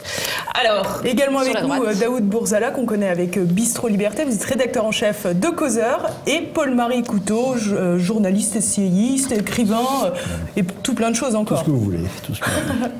Alors moi, je voulais démarrer peut-être avec vous, Paul-Marie Couteau, sur cette déclaration de Muselier relayée sur Twitter. Grosse colère de Muselier. Nous avons perdu par la faute de Fillon, il doit s'en aller. Comment réagissez-vous? C'est la faute de François Fillon, vous pensez? Que Renaud Muselier commence par balayer dans sa porte, parce que s'il est en colère, il a bien des raisons. Moi-même, je le suis. Je ne suis pas abattu, je ne suis même pas déçu, je ne suis même pas surpris. Je suis en colère parce que, tout de même, qui aurait pu imaginer, après le quinquennat qu'on vient de nous infliger, que le président Hollande triompherait, car c'est son triomphe. Il attend la passation de pouvoir avec gourmandise. S'il y a un autre vainqueur, c'est François Bayrou. Enfin bref, tous les destructeurs triomphent. Et pourquoi? Tout simplement parce que la France est complètement... La France, pas la France. La pauvre, c'est la victime. La droite est complètement idiote. Elle est rangée dans ces petites cases, Muselier comme un autre d'ailleurs, et le clan Le Pen pareil, dans ces petites cases. On ne veut pas avoir affaire avec quiconque, on se jette, on se voue aux gémonies mutuellement. Enfin moi je passe mon temps à aller des uns et des autres, comme je suis sans cesse sur le pont, je suis canardé en permanence, tout simplement parce que je dis si on n'est pas unis, on va perdre alors qu'on est majoritaire. Il se passe exactement ce que je dis et ce que je répète depuis exactement d'ailleurs 2002. Voilà. Et je suis en colère d'abord parce qu'on est toujours en colère quand on a annoncé des choses qui arrivent et qui sont catastrophiques et que personne ne nous a entendu. J'ai essayé de faire l'entre-deux entre François Fillon et Nicolas Dupont-Aignan pour éviter que Dupont-Aignan fasse chuter le candidat de droite. Ça n'a pas marché parce qu'encore une fois, chacun a sa petite case et veut mettre son petit drapeau au-dessus du donjon. C'est une galerie de portraits ridicules. Mais est-ce qu'on ne peut pas considérer tout simplement qu'ils ont des véritables différends politiques? Bon, écoutez, il y a des différends politiques à gauche et vous allez voir que la droite s'illusionne en pensant... On a vu Benoît Hamon et Jean-Luc Mélenchon s'opposer sur un programme quasi similaire. En pensant qu'on va gagner les législatives. Pas du tout. Vous allez voir tous ces messieurs qui sont d'ailleurs majoritaires. Si vous additionnez toutes les voix de gauche, ils sont majoritaires. Invraisemblable. Ils vont réussir à nous concocter avec un peu de Mélenchon par-ci, un peu de Bayrou par-là, une majorité aux législatives. C'est reparti pour 5 années de législation stupide, de lois incompréhensibles, d'une soumission totale un jour à Bruxelles, un autre jour à Washington, la France ridiculisée sur tous les théâtres. C'est reparti pour 5 ans de glissade. Je ne sais même pas si la France va s'en remettre. Alors peut-être qu'on peut dire dire qu'il y a des petites différences, ça ne m'a pas échappé, figurez-vous, excusez-moi, je connais à peu près le monde politique. Ça fait quand même depuis 1991 ou 92 que je me suis engagé en politique. J'ai compris qu'il y avait quelques petites différences. Mais il y a des différences à l'intérieur même des partis, de toute façon. Et du Front National, que je connais bien aussi, comme tous les autres. Pour les Républicains, c'est pareil. Ça n'empêche pas de faire ce qu'il faut pour remporter les élections. Eh bien non, on continue, chacun dans son coin. Quand on parle républicain, les gens de Marine Le Pen, alors que, surtout dans les derniers jours de la campagne, les discours de Fillon, surtout après l'attentat des Champs-Élysées, et celui de Marine Le Pen était exactement le même. On demandait les mêmes choses pour limiter l'immigration, les échanges de nationalité, on a demandé les mêmes choses. Sur l'essentiel, sur l'urgent, il y a un programme d'urgence, il y a un gouvernement de salut public possible sur quelques urgences. Ils ne veulent pas en entendre parler, ils s'en fichent. Chacun pense peut-être que s'il reconquiert sa circonscription législative au mois de juin, ça ira comme ça. Quant à la France, on s'en fiche.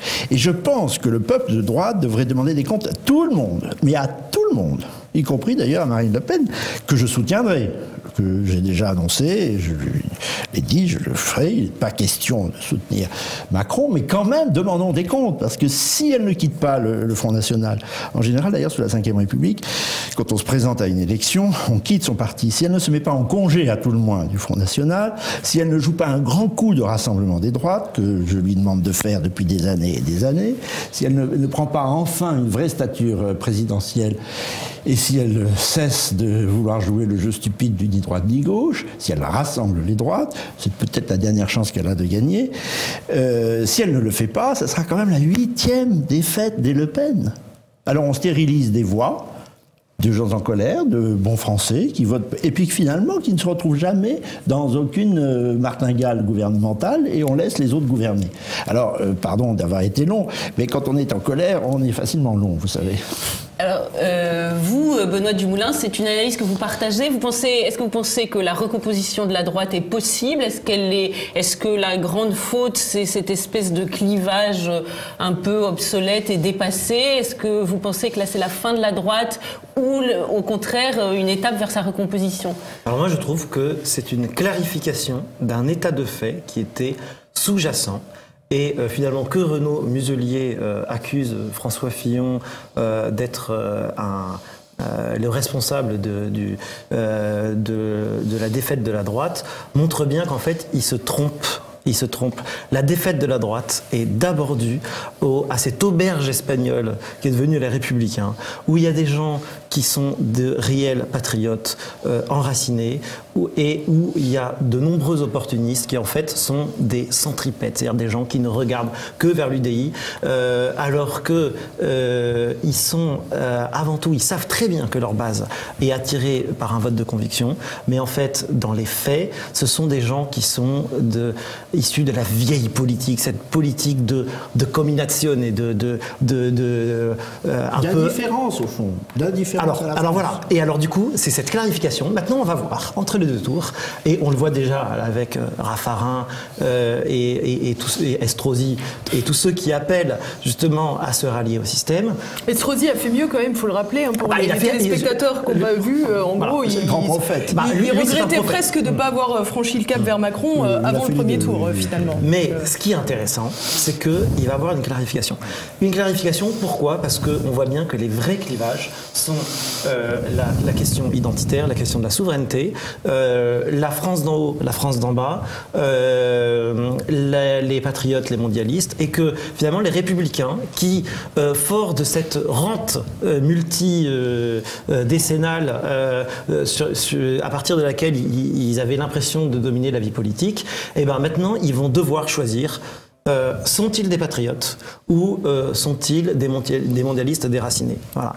Et ce qui va se passer va nous obliger, va obliger la droite à cette espèce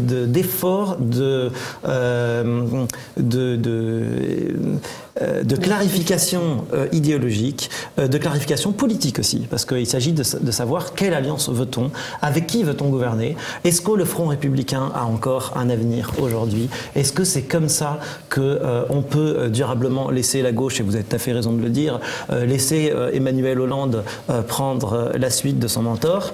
Et donc voilà, c'est toutes ces questions, et pour moi je trouve que finalement, bon, bien sûr, je partage avec vous cet échec et je suis révolté à l'idée de voir qu'on va avoir le gouvernement de Cohn-Bendit, de Pierre Berger et de Jacques Attali et de BHL et de Jacques Attali. Voilà. Mais en même temps, c'est une nouvelle porte qui s'ouvre et ça nous demande à nous, la droite, d'avoir une véritable un effort de recomposition politique. Et je ne parle pas uniquement de la droite républicaine, mais c'est une question que devra se poser le Front National aussi pour savoir sur quelle base ils veulent refonder un parti politique de droite.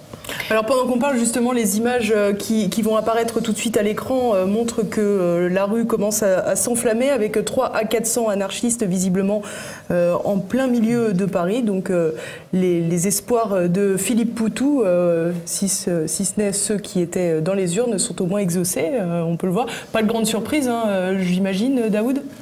Pour les résultats ? Pour cet entre-deux tours qui commence à être déjà très mouvementé. Oui, on a toujours nos valeureux antifascistes qui combattent sans fascistes. Donc on leur cède bien du plaisir. Et puis surtout, bon courage aux policiers qui seront en face d'eux, puisque vous avez bien raison, Philippe Poutou a attribué la responsabilité du dernier attentat aux Champs-Élysées à l'armement des policiers. Il faudrait peut-être lui rappeler que les spectateurs du Bataclan n'étaient pas armés. Bon. Et que le premier policier qui est rentré justement dans le Bataclan l'était, c'est lui qui a permis d'ailleurs d'arrêter le premier ravisseur. D'ailleurs, ça a dû lui ravir quelques voix ce soir. Alors, Jean-Paul Gurevitch, on a parlé tout à l'heure sur un plateau, vous n'étiez pas là, mais du vote catholique.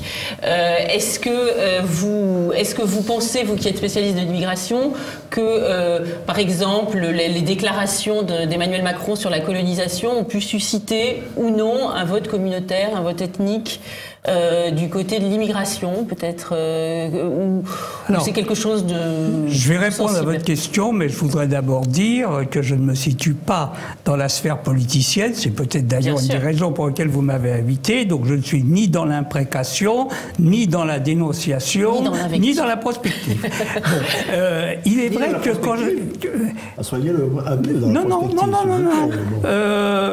Non. On ne travaille pas à long terme.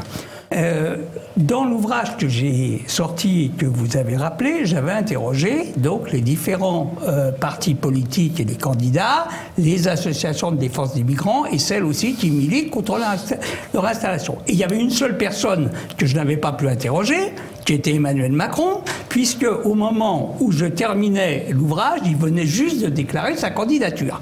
Donc je ne connaissais pas son programme sur l'immigration, je connaissais ses déclarations pour Madame Merkel, ses déclarations sur la colonisation et ses déclarations sur l'absence d'une culture nationale.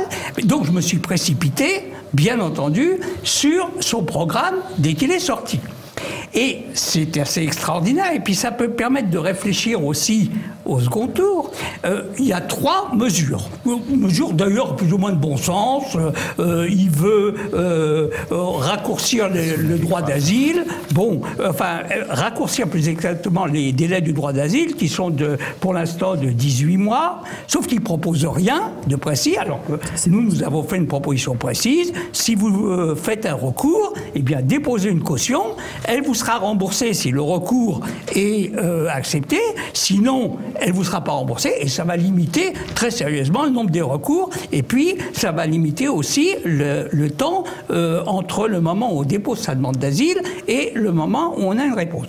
Il fait une deuxième proposition, logique à la limite, en disant ceux qui veulent pas, les pays qui veulent pas accueillir les déboutés, eh bien, on leur supprime l'aide au développement. Bonne idée, sauf que pas si facile que ça à appliquer. Troisième idée, il nous dit il faut revoir la Convention de Dublin, elle ne fonctionne pas, et alors ce qu'il propose, c'est de mettre 5000 douaniers policiers de plus. Et vous cherchez les problèmes du regroupement familial, de l'aide médicale d'État, des migrations irrégulières, du fait de comment fournir du travail à ceux qu'on a accueillis, comment lutter contre l'économie informelle. Et là, il n'y a rien. Et je trouve qu'on est devant un type de candidat qui, pour essayer de jouer la trappe-tout, fait des propositions aux uns, fait des propositions aux autres, et quand on arrive sur des problèmes techniques précis, là, il n'y a plus rien. Et c'est un petit peu là que je voudrais ajouter une dernière chose, et ça va peut-être heurter un certain nombre d'entre vous, je considère que Marine Le Pen n'a pas fait une bonne campagne, même si elle est au deuxième tour. Parce qu'elle est quand même passée de 30 à 22, je crois, et que d'autre part, si je regarde de près, elle n'a pas réussi à imposer dans l'agenda politique ses priorités. Parce que finalement, l'immigration, justement, on en a très peu parlé, alors qu'il y avait quand même eu l'incendie près de Dunkerque, du camp de migrants, de Grande-Synthe. Il y avait eu les exactions commises par les passeurs libyens vis-à-vis des Africains, et on avait les premiers chiffres qui permettaient de mesurer les prochaines vagues d'immigration arrivant en Europe. Bon. Elle s'en est pas servie, ou très peu, elle n'a pas pu parler d'insécurité, elle n'a pas pu parler véritablement de l'islamisme, où tout le monde en a parlé. Puis le deuxième point, c'est que sur un plan de la posture ou de la stature, j'ai trouvé que, bon, elle a fait un bon clip, c'est vrai, c'est un clip romantique, elle est devant la mer, même si l'idée d'utiliser un gouvernail pour montrer qu'on veut gouverner, c'est un peu un cliché. Mais enfin, c'est un joli clip.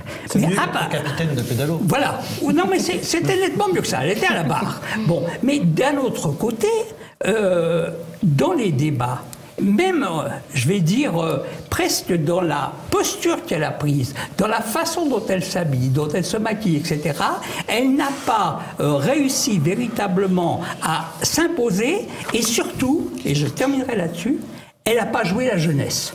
Alors que quand on y réfléchit, le Front National a une clientèle jeune importante, puisque avec les jeunes qui votent Mélenchon, et c'est le parti qui draine le plus la jeunesse. Or, la jeunesse, elle a été absente de la campagne. Ça peut permettre de réfléchir au deuxième tour. Alors nous avons encore des images d'affrontements, puisque à l'extérieur de ce studio, il se passe un certain nombre de choses. Alors celle-là, c'est à Nantes, mais il y en a aussi également à Paris. Donc il y aura de quoi visiblement refaire les infrastructures publiques. Voilà, exactement. Alors, moi j'ai une question pour vous, Daoud Bourzala. J'ai l'impression que depuis les résultats, on se dit, bah voilà, c'est cuit, ce sera Macron, on va repartir pour 5 ans de Hollande finalement, de Hollande bis, de Hollande junior. Est-ce que vous pensez qu'il y a une fatalité, il n'y a plus rien à faire, les 15 jours qui viennent sont morts? Quel est votre avis là-dessus? Je ne sais pas s'il y a une fatalité, en tout cas au-delà de la logique arithmétique, je pense que ça sera très difficile pour Marine Le Pen de faire une bonne campagne après la campagne assez calamiteuse, en tout cas très médiocre, qui a été faite de briquet de broc, elle a été sans cesse sur la défensive, sans vraiment avoir de projet clair pour la France. On a bien compris la France qu'elle ne voulait pas, mais à la fois sur l'immigration, sur l'islam, pourtant, vu l'actualité du terrorisme, elle a été très très en retrait. Jusqu'un esprit aussi conformiste que Léa Salamé a remarqué que tous les candidats, Marine Le Pen comprise, faisaient comme si les attentats de 2015 s'étaient jamais produits. Mais alors, par rapport au second tour, j'ai quand même une divergence de fond avec ces messieurs qui ont des esprits fort aiguisés. C'est que, moi qui suis un observateur, donc je respecte tout à fait votre projet de recomposer la droite, mais il me semble, comme observateur, qu'aujourd'hui, le clivage droite-gauche est dynamité. Et quand je dis aujourd'hui, c'est ce soir, puisque quelqu'un comme Emmanuel Macron, bien malin, celui qui saura reconnaître dans ses votes ce qui sépare la droite d'argent de la gauche morale. C'est comme l'a dit Jean-Luc Gréau, c'est un candidat transclasse, candidat des sous-prolétaires et des millionnaires. Quant à Marine Le Pen aussi, alors malgré une campagne très embrumée, très broussailleuse, là aussi il y a quand même une alliance de classe entre ce que Charles Robin appelle des droitards conséquents, conservateurs, et quand même ce qu'on a appelé par le passé des gauchos-lepénistes, a fortiori avec le problème économique actuel du Front National. Donc je ne suis pas sûr du tout que Marine Le Pen, pour récupérer des voix, doit faire une campagne à droite toute, en tout cas axée sur le régalien ou les valeurs conservatrices. Il faudrait qu'elle sache ratisser large, ce qu'elle n'a pas réussi à faire vraisemblablement. On va justement regarder l'allocution de Marine Le Pen où elle parle de grande alternance. Je lance un appel à tous les patriotes sincères, d'où qu'ils viennent, quelles que soient leurs origines, quel qu'ait été leur parcours et leur vote au premier tour, à me rejoindre. Je les appelle à sortir des querelles périmées, des a priori et des ressentiments, parce qu'il y va de l'intérêt supérieur du pays. Et voilà, une grande alternance donc pour Marine Le Pen. On va continuer peut-être en reparlant de la personnalité de François Fillon. Alors pardon, oui, sur l'obsolescence du clivage droite-gauche, il me semble qu'aujourd'hui, il y a deux axes structurants, y compris dans la réaction des candidats et conduits. Alors, on le voit à Fillon qui a immédiatement appelé à voter Macron. Il y a deux axes structurants, c'est pour ou contre la mondialisation et antifascisme, disons, quand bien même le fascisme n'existerait plus. Aujourd'hui, le faux fascisme obscurcit tout, puisque Mélenchon va s'apprêter à voter Macron comme un seul homme. Et par rapport à la mondialisation, il y a pléthore de candidats de droite, Fillon premier, qui souhaitent la victoire de l'Allemagne. Donc, par rapport à ça, oui. Le petit clin d'œil. Car sans elle, le communisme triompherait. Voilà, c'est ça, bravo. On verra ce que... Alors juste, j'ai une petite question pour vous, Paul-Marie Couteau, pour en revenir à la figure de François Fillon. Visiblement, bon, c'est bien, puisque la campagne, c'était un bal-trap. A priori, l'après-premier tour ne va pas beaucoup changer. Wörth a chargé, évidemment, François Fillon, considérant que ce n'était pas la droite qui avait perdu, mais bien François Fillon. C'est exactement l'inverse. C'est pas François Fillon qui a perdu, c'est la droite. Elle a perdu parce qu'elle n'a rien fait de ce qu'il fallait faire pour gagner depuis 20 ans, depuis 30 ans. Voilà, tout simplement. François Fillon a été victime d'une conjoncture spécialement difficile, non seulement en raison des affaires petites bourgeoises dont on a voulu faire l'essentiel de la campagne, qui sont totalement secondaires et dérisoires. Presque tout, j'ouvre une parenthèse, va devenir dérisoire à partir de ce que l'on commence à voir, c'est-à-dire l'intrusion de la violence. Parce que quand vous disiez, cher ami, qu'on va en repartir pour 5 années de quinquennat à la Hollande, non, ça sera beaucoup plus dur, ça sera beaucoup plus violent. La violence va s'emparer de la vie politique et vous allez voir que ça va joliment changer l'atmosphère. C'est d'ailleurs peut-être une façon de précipiter les recompositions. Mais je reviens à ce que disait Wörth. Oui, la droite paye son incurie, son absence de travail idéologique, son indifférence aux idées. Je le dis ici à TV Liberté qui essaie justement de redresser la barre. Et évidemment, c'est pas un seul homme qui paye tout ça. Je connais François Fillon.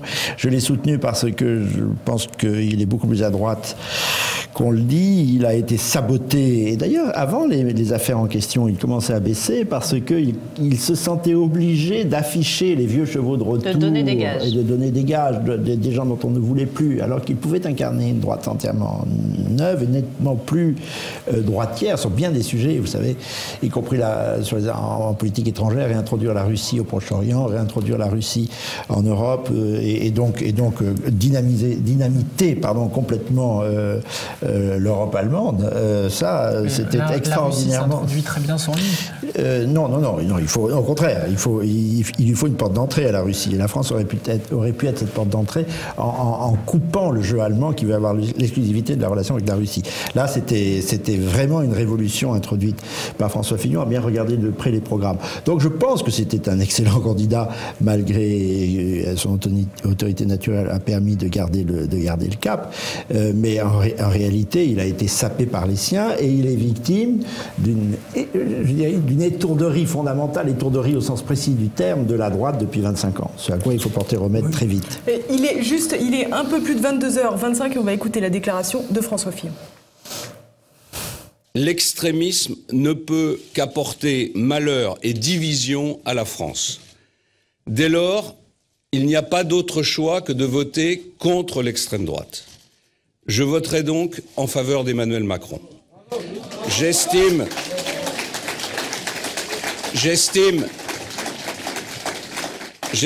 de mon devoir de vous le dire avec franchise, et il vous revient maintenant en conscience de réfléchir à ce qu'il y a de mieux pour votre pays et pour vos enfants. Et voilà donc cette déclaration de François Fillon. Donc Paul-Marie Couteau, pour vous, la chasse à l'homme va continuer. Oui, bah enfin tant pis pour eux, s'ils veulent s'amuser avec des queues de cerises et faire porter la responsabilité de leur incurie à un seul homme, ça ne mènera absolument à rien. Je ne pense pas que François Fillon, d'ailleurs, ait l'intention de mener encore une longue carrière politique. Je n'en sais rien, mais ça n'a pas d'importance. Il faut prendre les choses beaucoup plus au large. Et notamment, je répète, à la faveur de l'intrusion de la violence dans la vie commune. Et je pense que plusieurs exemples, plusieurs épisodes en ont témoigné ces dernières années. Ça s'accélère, ça va s'accélérer dans les années qui viennent. C'est autrement plus grave que le sort de François Fillon ou sa responsabilité. C'est un homme valeureux que j'ai rencontré en 91, qui m'a honoré de son amitié pendant très longtemps. C'est aussi une raison pour laquelle je l'avais soutenu. Remarquez que je connais aussi Marine Le Pen et je connais aussi Nicolas Dupont-Aignan, donc j'aurais pu en soutenir 3. Mais justement, je crois qu'il faudrait, au-delà de ces personnalités, au-delà de ces faits, réfléchir et... rebondis pour conclure sur ce que vous disiez tout à l'heure, il faut commencer par savoir ce qu'est la droite. Et apparemment, je vois que ce travail intellectuel n'a pas été fait, parce que quand vous l'associez à l'argent, mon pauvre ami, l'argent il est aussi bien comme le libéralisme à gauche, et même davantage. Oui. La gauche est d'essence libérale. J'ai parlé de la droite d'argent. Il faut essayer de trouver des paradigmes qui puissent réunir les droites. Donc je connais des électeurs de droite qui ont voté Macron de peur.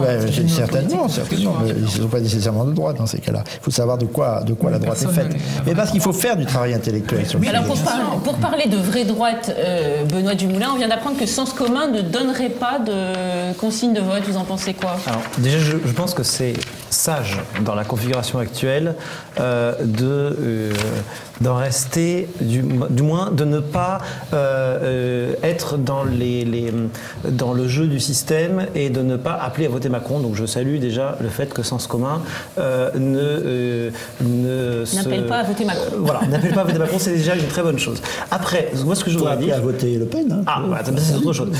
Après, moi ce que je voudrais dire, c'est que en fait, cette situation-là me fait penser à la situation de la Troisième République, la Quatrième République, pardon, où vous avez ce qu'on appelait la troisième force, qui était de la politique liquide, c'est-à-dire tous ceux qui n'étaient ni gaullistes, ni communistes, et qui se regroupaient autour non pas d'un socle idéologique fort, mais autour d'une coalition informe de partis. Et là, j'ai l'impression qu'on a ça. On a les gaullistes, en gros le Front National, les communistes, c'est aujourd'hui la gauche antilibérale de Mélenchon, et puis d'autre côté, on a tous ceux qui ne se reconnaissent pas là-dedans et qui vont essayer, tant bien que mal, de capitaliser sur la peur que suscite à la fois Le Pen et Mélenchon. Et donc, quelle peut être l'ambition de la droite de conviction, c'est de sortir de ce jeu-là et d'essayer de faire de la politique autrement. Et moi, je trouve que ce que la droite devrait faire, c'est le programme commun de gouvernement, mais de la droite. C'est-à-dire exactement pareil que Mitterrand en 72, en disant on ne va pas faire l'union par les partis, parce qu'on voit que ça ne sert à rien. Par contre, on va la faire sur un socle de conviction. Enfin, si je puis me permettre, c'est au stade droite de Robert Ménard. Par exemple, sauf qu'au stade droite, moi j'ai beaucoup de respect et de sympathie pour Robert Ménard, mais il a voulu le faire, je pense, et lui-même voit que c'est plus difficile que ce qu'il pensait, en faisant appel à des têtes de pont, à des personnes... Il y a quelques images d'Emmanuel Macron.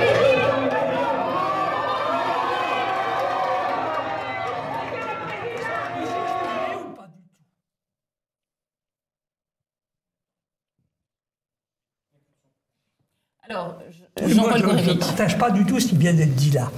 Je crois que quand on a en face de soi un adversaire flou, il faut avoir de son côté des techniciens et des experts. Et ce que j'ai pu remarquer dans les domaines que je connais, qui sont limités à l'immigration, l'islamisme, la délinquance, l'économie informelle, c'est qu'il y a une absence d'expertise.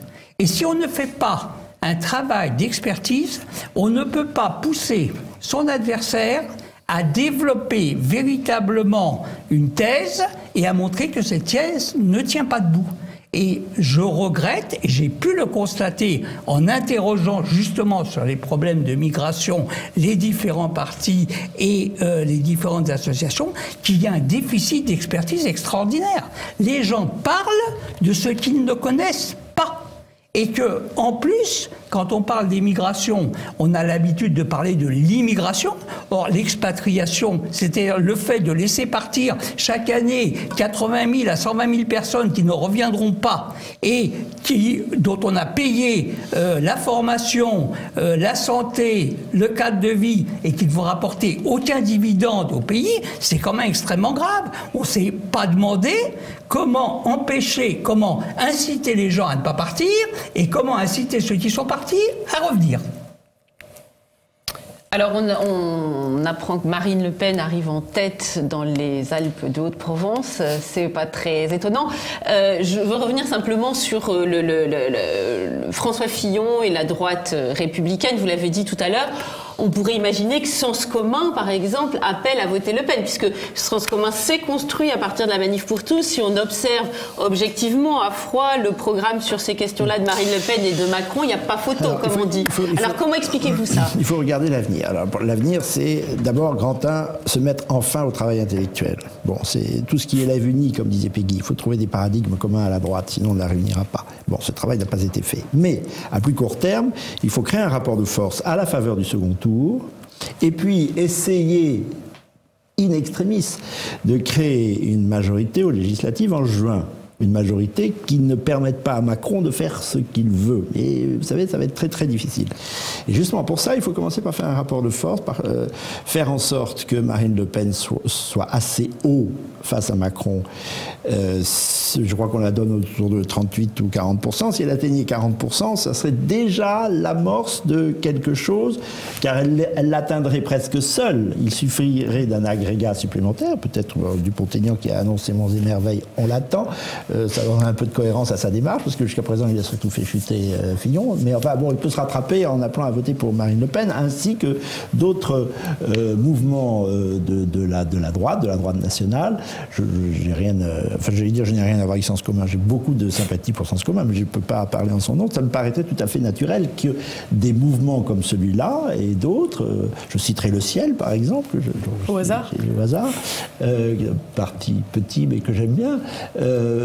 Doit contribuer à faire en sorte que Marine Le Pen atteigne suffisamment de voix au second tour pour recréer autour d'elle un rapport de force dans la perspective législative. Sinon, ça sera à la fois un retour de la gauche la plus désastreuse, parce qu'il n'y a même plus de gauche nationale maintenant, c'est ça qui est catastrophique, et très certainement dans un contexte de détérioration des liens sociaux, donc de violence, dont nous n'avons peut-être pas idée de la gravité. Alors en parlant recomposition, si je peux me permettre, on va d'abord regarder la déclaration de Christian Estrosi. Là, c'est une recomposition de la droite, à mon avis, qui va moyennement vous plaire, Paul-Marie Couteau. C'est probable.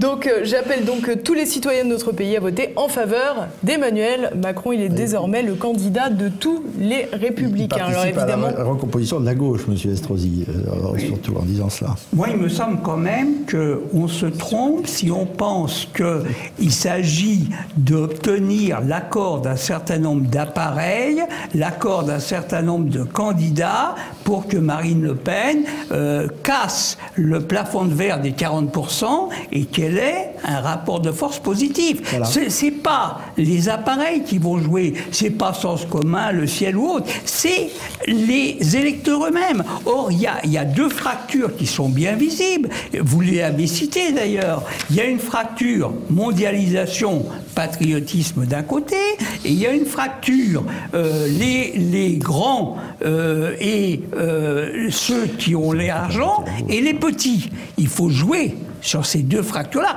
Moi, je n'ai pas de conseil à donner. Je dis simplement que c'est en jouant sur ces fractures et en les portant de façon claire, c'est-à-dire en créant une véritable dialectique, un véritable débat, que Marine Le Pen peut essayer d'avoir une position de force. Et à partir de là, Paul-Marie Coutot a raison.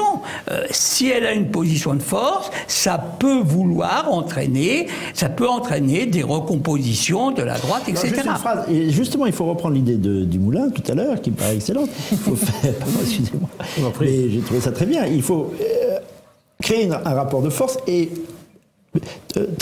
traduire l'essai, si vous voulez, et faire ce programme, c'est pas si bête. Un programme d'urgence, 25 urgences pour la France. On peut arriver dans la situation où nous sommes à faire une plateforme de ce genre.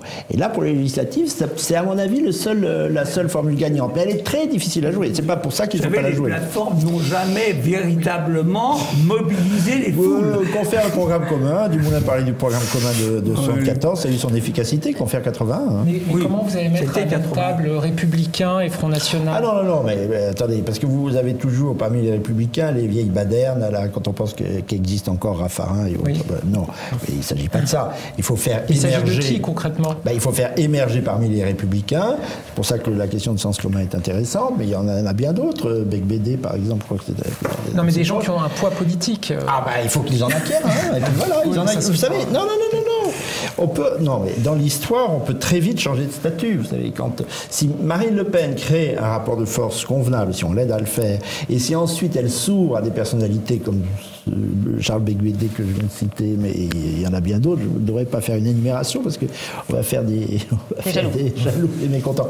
À ce moment-là, ces personnalités joueront un rôle de premier plan et rejetteront dans les ténèbres de l'histoire les vieux grigous qui paradent encore dans les soirées électorales. C'est pour ça qu'il me semble qu'elle a raté l'option jeunesse, qui était, à mon avis, une option clé plus importante que l'option expérience. Parce qu'on est dans un système de dégagisme. Et dans un système de dégagisme où les gens veulent du renouveau, la jeunesse est un atout. Vous êtes sévère, mais enfin bon. Alors, Daoud Bourzala, on a une phrase d'Emmanuel Macron qui dit « Je veux représenter la France des patriotes contre la France des nationalistes ». Qu'est-ce que vous en pensez ? Oui, c'est du verbiage. Hein. Voilà, on connaît le patriotisme de bonne aloi et puis le nationalisme des méchants. Après, si on fait de l'histoire des idées sérieusement, comme Paul-Marie Coutot ou d'autres, quelles que soient nos divergences, c'est bien qu'il n'y a pas de... Il n'y a pas de différence philosophique entre nationalisme et patriotisme. Donc, comme d'habitude, Macron nous balade un peu, mais il est suffisamment roué, intelligent pour ne pas tomber dans l'affichage globaliste vulgaire et pouvoir tendre la main à 2-3 républicains qui vont se vendre au plus offrant très bientôt, Estrosi en premier. Alors en tous les cas, pour le moment, Emmanuel Macron est dans son fief, porte de Versailles. Alors pas tout à fait dans son fief, mais dans le 15e arrondissement de Paris, en train de faire la fête avec ses partisans. Il a déclaré que c'était pour lui un très grand honneur d'arriver au premier tour en première place. Et les premiers sondages, parce qu'évidemment c'est reparti pour les sondages, dans cet entre-deux tours, Ipsos met Emmanuel Macron à 62% contre 38% pour Marine Le Pen. Et chez Harris Interactive, c'est 64 contre 36. Suffira pour faire ce rapport de force, Paul-Marie Coutot ? Il faut qu'elle mène une bonne campagne. Il faut qu'il y ait des soutiens venus d'en dehors du Front National, parce que le Front National est quand même une sacrée machine à perdre. Hein. Et il faut qu'elle en sorte de ce Front National. Je lui répète depuis que je l'ai rencontrée en 2003, j'espère qu'un jour ou l'autre, elle comprendra qu'il faut qu'elle s'émancipe de cette logique de parti, qu'elle se présidentialise, qu'elle sache s'ouvrir, et je suis bien placé pour savoir que c'est pas dans ses gènes, à ce qui n'est pas elle et ce qui n'est pas aligné sur elle. Et à ce moment-là, elle peut, il reste 15 jours, ça va être très difficile dans le contexte de violences urbaines qu'on va certainement voir. Vous savez, la quinzaine anti-Le Pen que j'ai très durement vécue en 2002, elle risque de se répéter, mais avec une violence et une acuité accrue cette année. Donc si elle arrive à dépasser elle-même, pour commencer, et son parti, et les circonstances, et si elle arrive à dépasser 40%, à ce moment-là, ce rapport de force sera créé. Alors nous allons voir la déclaration de Macron. J'ai entendu durant ces derniers mois, et encore aujourd'hui, les doutes, la colère, les peurs du peuple de France, sa volonté de changement aussi. C'est celle-ci qui l'a conduit à écarter ce soir des responsabilités les deux grands partis qui la gouvernent depuis plus de 30 ans. Alors, retour sur le plateau de TV Liberté, toujours en partenariat avec Boulevard Voltaire. On va terminer peut-être ce plateau, messieurs, avec les derniers chiffres, les estimations de l'AFP à 22h. On a déjà annoncé que les derniers chiffres arrêtés ne paraîtraient pas avant minuit. Donc, on a Emmanuel Macron qui est donc en tête avec 23,3% ou 24,3%. Donc, on voit que ces chiffres sont encore très aléatoires puisqu'il y a plus d'un point de décalage. Marine Le Pen est quant à elle entre 21,6 et 21,9, c'est plus serré. François Fillon semble se détacher très légèrement de Jean-Luc Mélenchon avec 19,6 entre 19,6 et 20,1 et Mélenchon un petit peu plus bas entre 19,2 et 20,1 également. Donc un mouchoir de poche qui sépare Jean-Luc Mélenchon et François Fillon. Oui, peut-être une remarque de fin. Je pense que Marine Le Pen a un atout paradoxal dans sa manche dans les 15 jours qui viennent, c'est que vraisemblablement, les gens savent qu'elle ne va pas gagner. Donc des électeurs aussi bien de Fillon qui ont de grosses réserves sur son programme économique, notamment l'euro, et même des gens de gauche qui ont voté Mélenchon, qui sont pour une certaine frontière, voilà, qui peuvent avoir des réserves, vont pouvoir se donner quelques sueurs froides sans risque. Donc elle devra piocher, si elle sait ratisser large, encore une fois, elle pourra piocher à droite, à gauche pour éventuellement frôler, voire dépasser les 40%. Ce ne sera pas une mince affaire. Parce qu'elle perdra à droite, ce qu'elle ne gagnera pas à gauche. C'est le grand classique du deuxième tour. On élimine et puisqu'il n'y a aucun risque, je pense que vous avez tout à fait raison de souligner le fait qu'un certain nombre de gens iront voter non pas pour Marine Le Pen, mais contre Macron. Et on peut regretter aussi que Benoît Hamon ait fait un score de 6,5 parce que avec 1,5% de moins, ils étaient obligés de vendre le siège de Solferino parce qu'ils avaient 14 millions de frais de campagne à rembourser.